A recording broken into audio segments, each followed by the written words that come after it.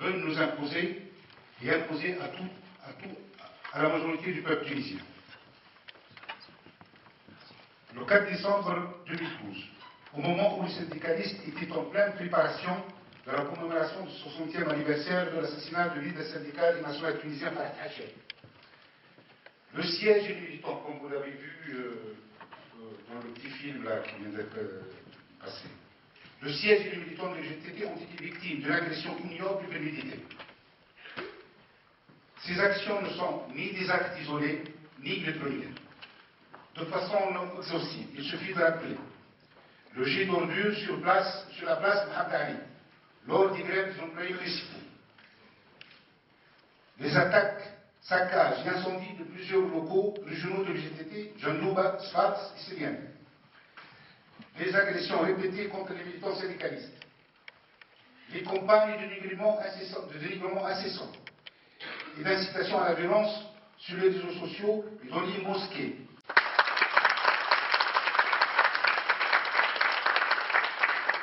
Merci camarade. Je vais passer tout de suite la parole à notre camarade Jean-Claude Mailly.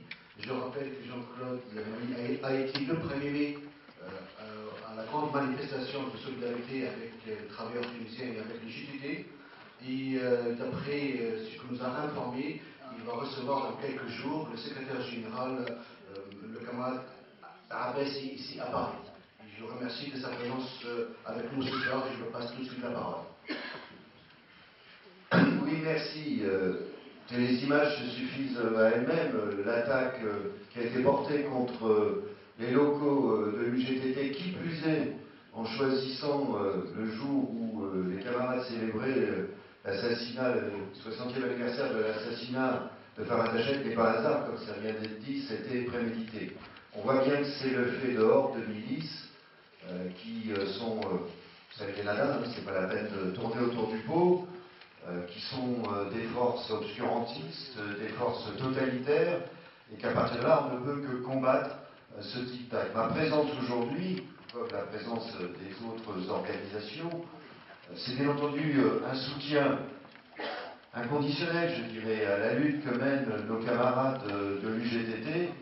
C'est le soutien aussi que j'apporte aussi au nom de la Confédération syndicale internationale et de la Confédération européenne des syndicats.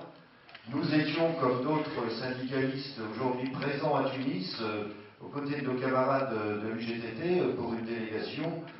Comme ça vient d'être rappelé, j'étais le 1er mai de cette année à Tunis, prise de parole à l'UGTT, rencontre avec les camarades, participer à la manifestation, et comme je l'avais dit, on sentait et on sent un vent de liberté, qui est dû notamment au rôle historique, mais au rôle joué par l'UGTT dans le déclenchement de la révolution et pour l'obtention et le maintien de la démocratie, de la justice et de la liberté en Tunisie, l'œuvre du syndicat, l'œuvre des militants, mais plus largement, je dirais aussi, l'œuvre de la société civile, les artistes, les journalistes qui étaient présents et qui soutenaient fortement cette manifestation, notamment du 1er mai, et que malgré quelques provocations à l'époque des nadas déjà dans le cortège, vu le nombre de manifestants ce jour-là, ça n'a plus prendre prise.